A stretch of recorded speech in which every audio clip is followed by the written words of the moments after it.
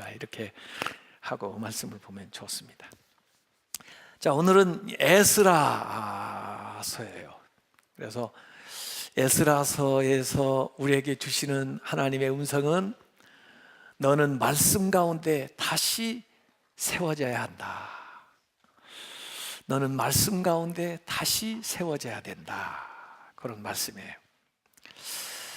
이 에스라, 느헤미야, 에스더 이게 이제 이번 주인데 사실 얼마 안 돼요. 34장밖에 안 돼요.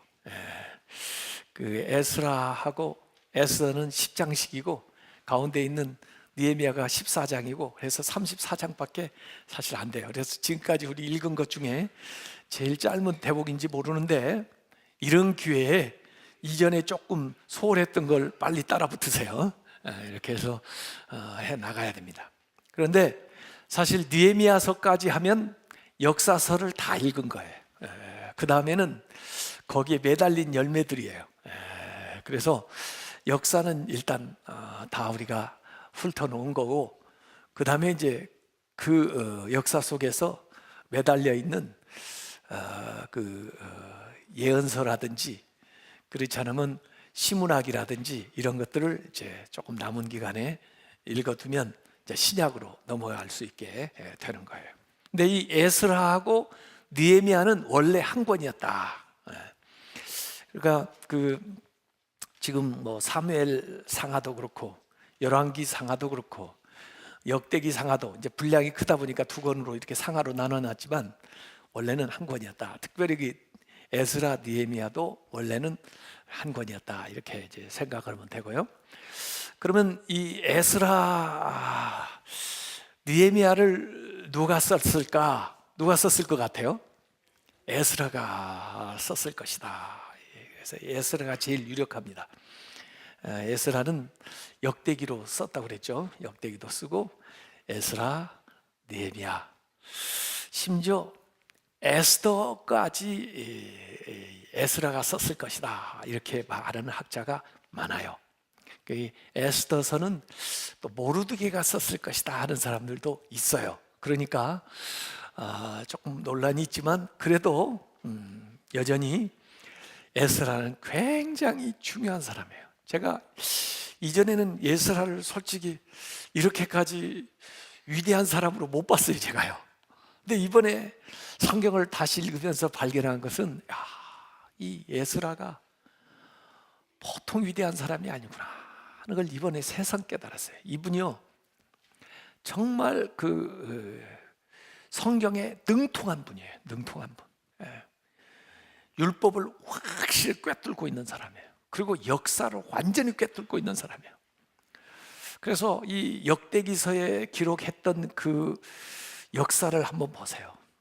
우리는 그냥 왜 이렇게 이름이 많이 나와 그러고 지나가지만요, 그거 하나씩 조사하는 게 이게 보통 일이 아닙니다. 그걸 다 알아내가지고 지파별로 쫙 배열을 해놓고요. 더구나 사람 숫자, 우리는 뭐 숫자 관심도 없죠. 몇백 명이다, 몇천 명이다, 몇만 명이다 그러지만요, 숫자를 세는 사람은요 그걸 실제로 전부 체크하지 않으면 그 숫자가 안 나와요. 요걸 꼬박꼬박 기록한 사람이에요. 왜? 자기들의 그 정체성을 분명히 세우기 위해서. 하나님의 말씀으로서 정말 나라도 잊어버렸죠. 무슨 뭐 다른 사람들이 다스리죠. 뭘로 나라를 세우고 뭘로 믿음의 정체성을 이끌어 나가겠어요. 그러니까 이가 그 민족을 일깨우기 위해서 정말 사실 아무것도 없는 기반에서 이걸 세워야 되니까 이전 어떤 사람보다도 정말 위대한 사람이에요. 사실 에스라는 제2의 모세라고 볼 수가 있는 거예요. 모세는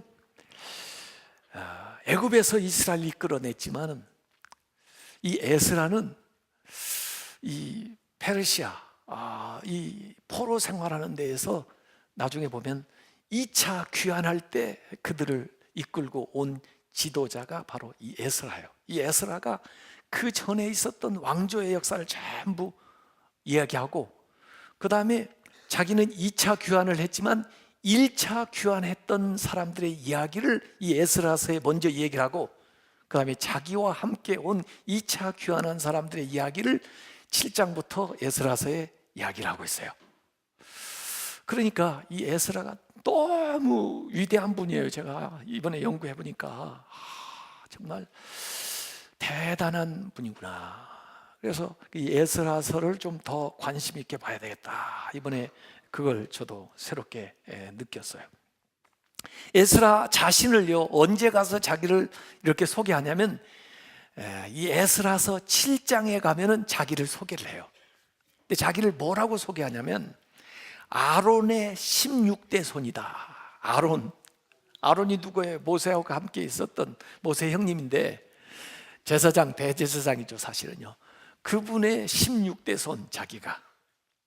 그리고 자기를 뭐라고 소개하냐면 모세 율법에 익숙한 학자다. 그래서 이전 성경 번역에는 모세 율법에 능통한 자다 이렇게 써놨거든요. 그러니까 이 오경을 막 아주 그냥 까그리 외우고 해석하고 분석하고 그냥 잘 알고 있었던 자기 스스로 능통한 학자라고 그러니까 실제로요. 이런 분이고 더구나 이방 나라 페르시아에서 왕한테 총애를 받은 사람이에요. 그래서 이 에스라가 원하는 것은 왕이 다 해줬어요. 심지어 에스라가 거절할 정도예요. 난 그 정도로 괜찮습니다. 그건 괜찮아요. 그렇게까지 안 해주셔도 돼요. 그럴 정도로 왕이 모든 걸 전폭적으로 후원을 해줬던 사람이 이 에스라예요. 그래서 에스라는 원래 이제 학자이면서 제사장이지만 처음에 왕한테 올 때는 그 예루살렘 그쪽에 총독으로 왔어요, 사실은요. 그러니까 이 종교적이면서 정치적인까지 다 가지고 있었던 이런 사람이 에스라입니다. 에스라서 7장 10절에 제가 다음 주에 이 말씀은 설교하려고 지금 생각하고 있어요. 왜냐하면 여기에 에스라의 3가지 결심이 나오거든요. 한번 같이 읽어보죠. 에스라서 7장 10절 시작. 에스라가 여호와의 율법을 연구하여 준행하며 율례와 규례를 이스라엘에게 가르치기로 결심하였더라. 이 에스라의 결심이 나오는데 3가지가 나와요. 하나는 율법을 연구하겠다, 말씀을. 두 번째는 그걸 행하겠다, 실천하겠다. 세 번째는 가르치겠다. 이걸 이제 에스라가 결심한 거예요. 그렇기 때문에 사실은 역대기서가 나오는 거고 에스라서가 나오는 거고 느헤미야서가 나오는 거라고요. 그래서 이제 이 에스라서를 보면요, 우리가 이제 그 성경을 읽을 때 시대를 지금 전부 다 검토를 해놨는데 포로 시기에 있었던 포로 시기에 중요한 예언서가 있어요. 포로 시기에 있었던 일들을 알려면 중요한 예언서가 뭐냐면 에스겔 다니엘이에요. 포로 시기에 있었던 것이 에스겔 다니엘이에요. 그러니까 지금 이 에스라 전에 우리가 예언서를 읽으려면 예언서는 항상 그 시대적인 배경이 있거든요. 그래서 그 시대적인 상황 속에서 하나님이 주시는 말씀을 전하는 게 예언이거든요. 그러니까 에스겔 다니엘 중요한 그 예언서는 포로 시기에 쓰여진 거예요. 그러니까 포로 시기에 그래도 에스겔 다니엘 같은 분이 있어서 말씀을 계속 전하고 있으니까 이방 나라에 와 있어도 하나님 말씀을 듣고 또 나름대로 깨우치고 또 회개하고 그리고 준비하고 기다리고 그 믿음을 잃어버리지 않는 거예요. 이 예언자들이 있었기 때문에. 그래서 그 포로 시기에도 에스겔이나 다니엘 같은 분이 있었기 때문에 이 신앙을 이제 이어 나오는 거고, 뭐 그런 영향을 이 에스라도 받을 수가 있어요. 그분들한테 배웠을 수가 있다고요. 어쨌든 이렇게 해가지고 이제 그 바벨론에서 포로 생활을 70년을 합니다. 70년. 그 70년 동안에 그래도 믿음을 잃어버리지 않고 그렇게 견뎌 나오는 거예요. 그 중동의 패권을 다 가지고 있었던 신바벨론이 한 100년도 못 가서 망해요.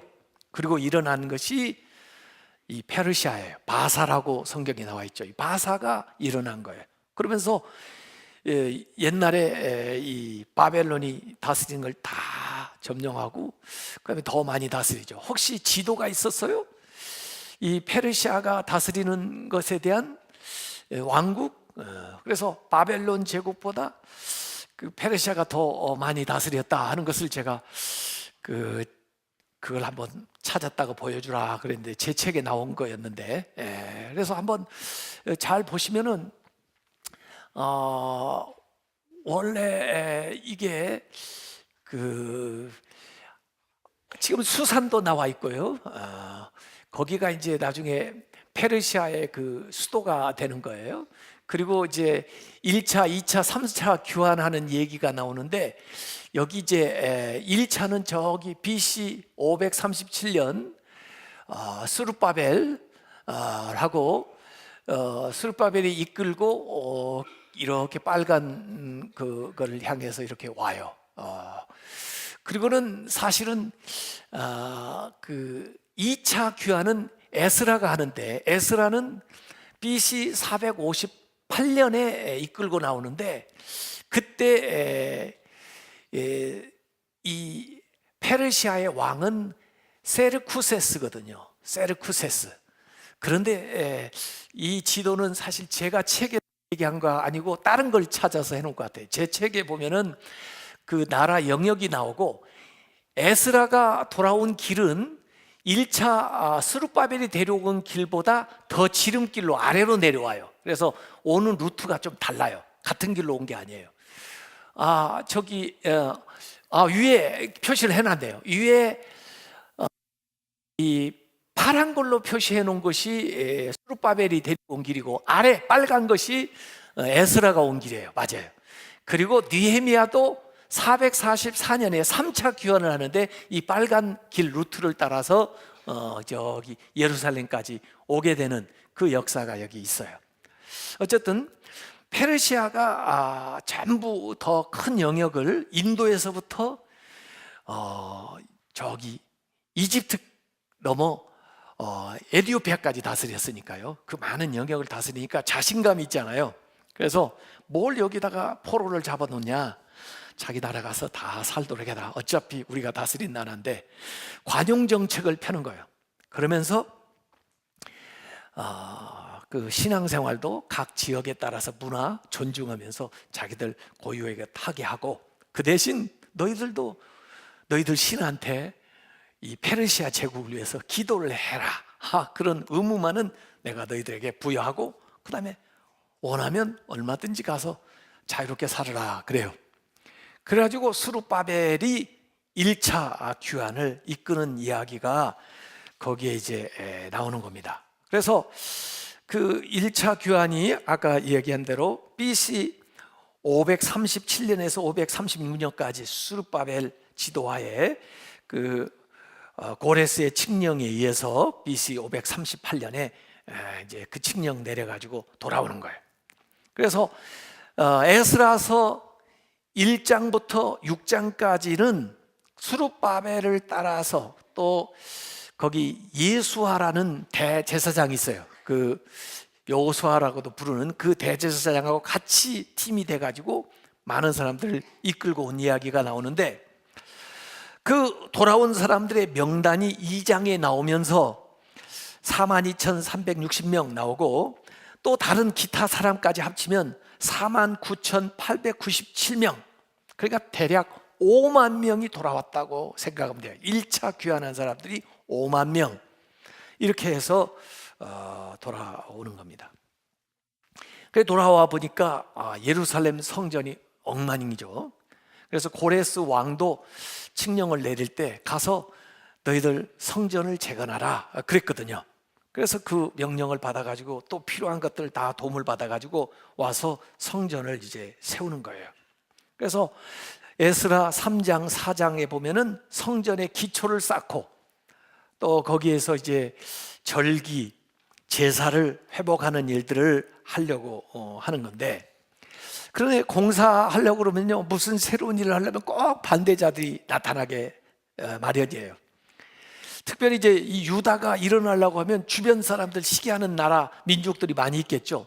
그런데 더구나 가까이 있는 사마리아 사람들은 주로 북쪽 이스라엘이었는데 아수리아 때 서로 혼혈 정책에서 그저 섞인 사람들이라고 그랬죠.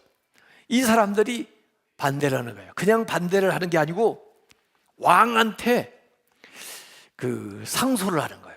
거짓으로 글을 써서 지금 이 수르바벨하고 이 유대 사람들이 나라를 재건하려고 합니다. 나라를 재건하고 난 다음에 페르시아를 반역을 하려고 합니다. 그러니 빨리 이걸 제재하지 않으면은 이들은 이전부터 반역하기를 좋아하는 민족이라 틀림없이 큰 사단이 날 겁니다. 이런 식으로 그 편지를 보낸 거예요.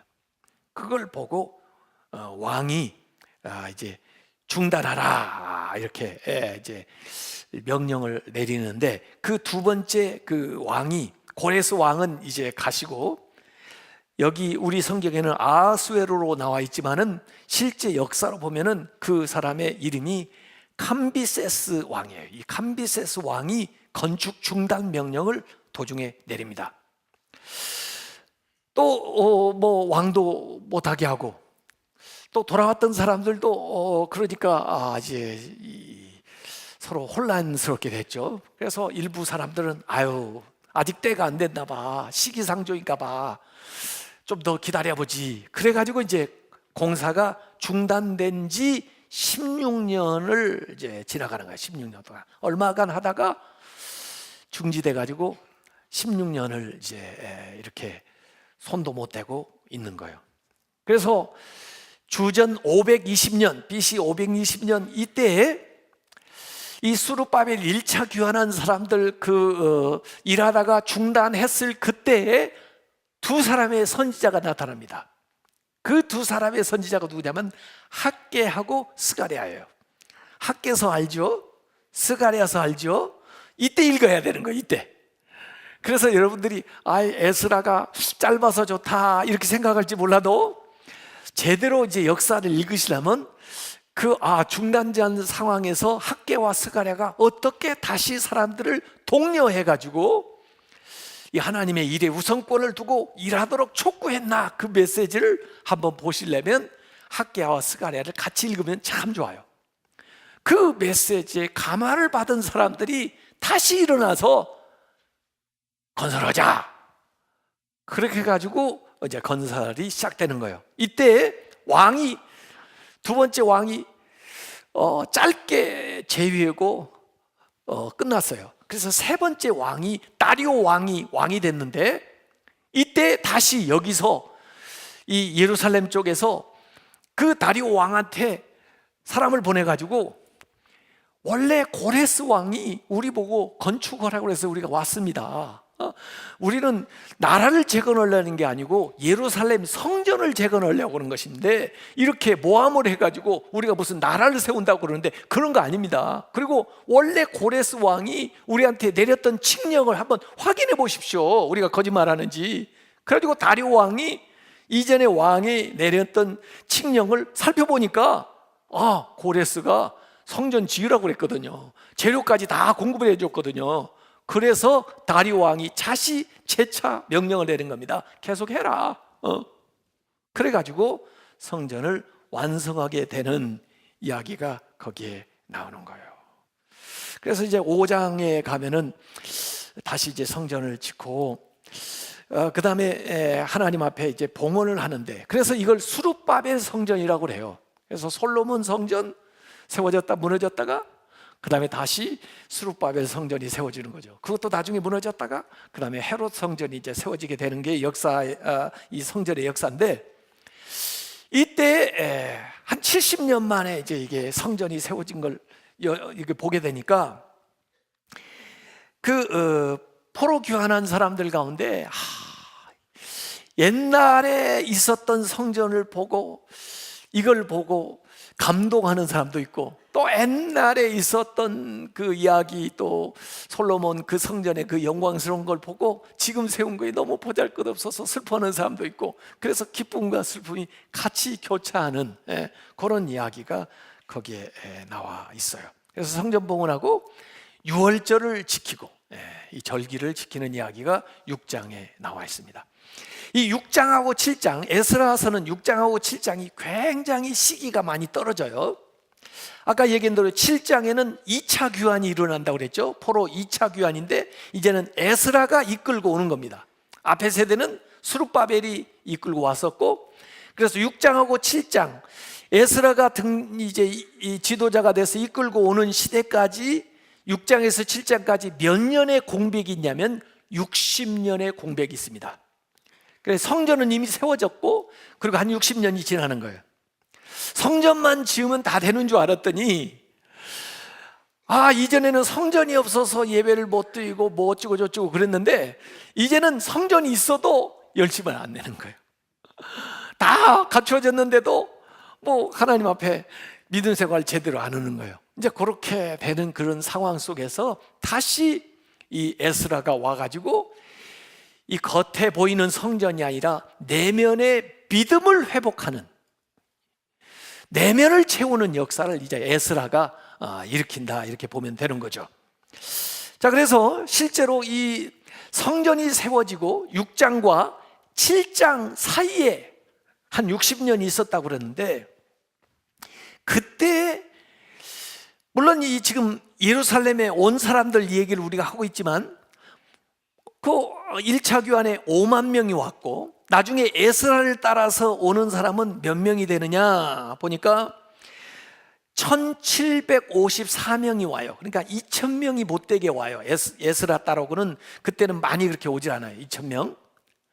그러면 유대인들이 훨씬 더 많은데 5만 2천 명 빼고는 뭘 하고 있느냐? 각지에 흩어져 살고 있죠. 특별히 페르시아 수도를 중심으로 해서 그동안 정착해가지고 몇 세대를 이제 거쳐 내려오는 사람들이 있는데 그 사람들은 그럼 어떻게 지냈냐? 궁금하지 않을까요? 궁금하죠? 궁금하지 않으세요? 궁금하다고 좀 하세요. 그래야 이 말이 나와요.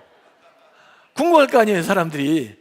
그래서 에스더서가 나오는 거예요. 에스더서는 수산궁을 중심으로 해가지고 남아있던 사람들, 귀환하지 않은 남은 사람들은 그동안에 무슨 일이 벌어졌냐 하는 게 에스더서예요. 그래서 에스더서는 어디에 들어가야 맞냐면 역사적으로 보면 이 에스라서 6장과 7장 사이에 들어가야 돼요. 그 60년 안에 생겼던 일이에요.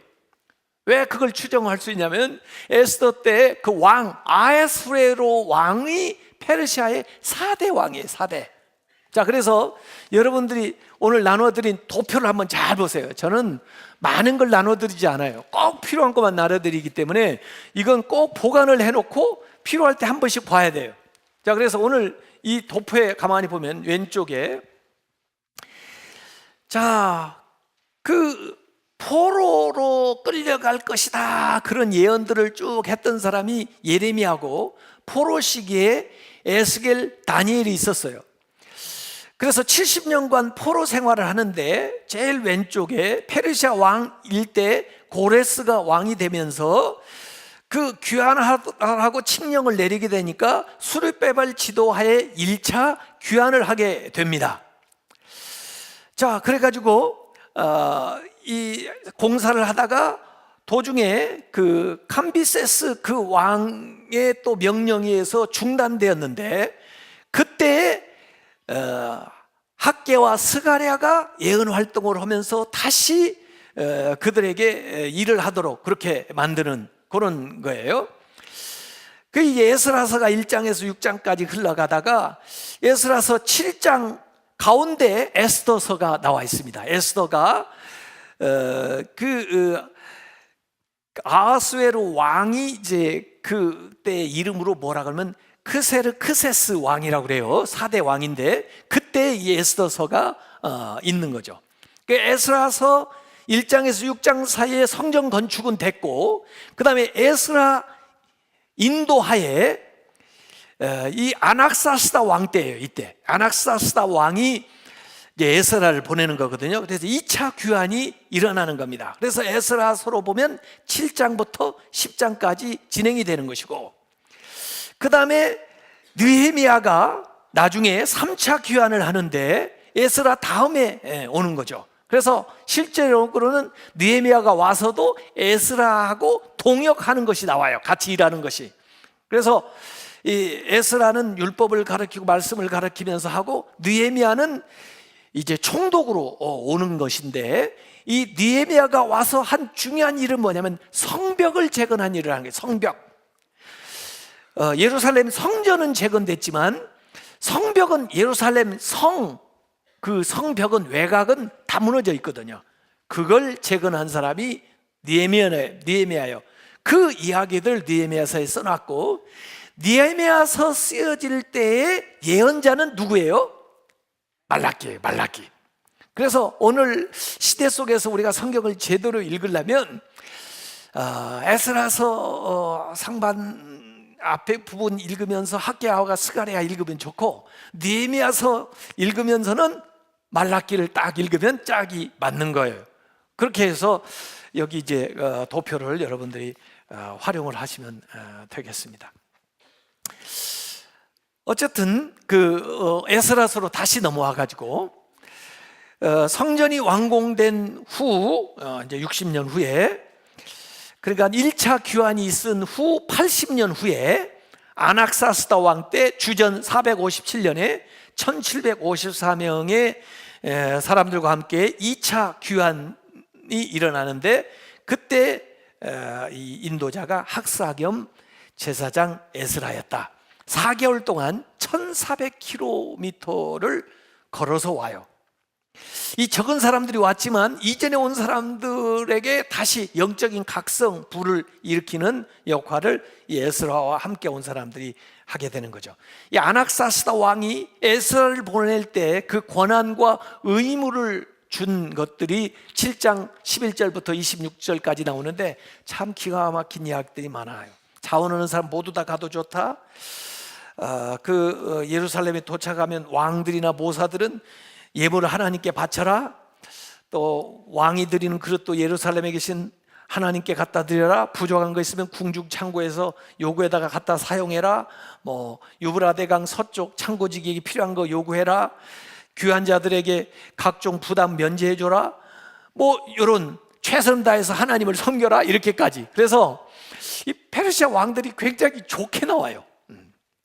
근데 왜 이 페르시아 왕이 에스라한테도 그러고 나중에 느헤미야한테 가서도, 느헤미야는 이 성전 정도가 아니고 이 예루살렘 성곽을 재건하는데도 왕이 도와주느냐? 그때 국제 정세가 아래에 있는 이집트가 치고 올라오려고 그래. 이집트가 치고 올라오려고 한다고. 이집트도 보통 나라가 아니잖아요. 치고 올라오려고 그러기 때문에 이집트를 변방에서 막아야 될 그 때가 어디냐면 그 가나안, 이스라엘이에요. 이스라엘.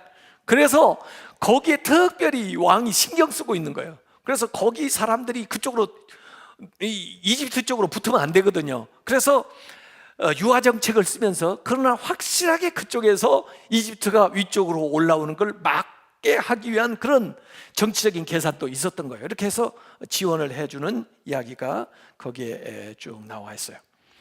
자, 이런 틈에 이제 에스라는 그 9장 10장에 보면은 개혁 운동을 일으켜요.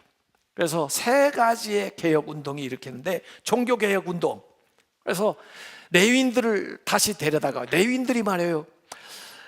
자기들 땅도 없고 뭐 이 성전 제사도 제대로 섬기질 않으면, 11조도 안 드리면 자기들 먹고 살 길이 없잖아요. 다 도망간다고요.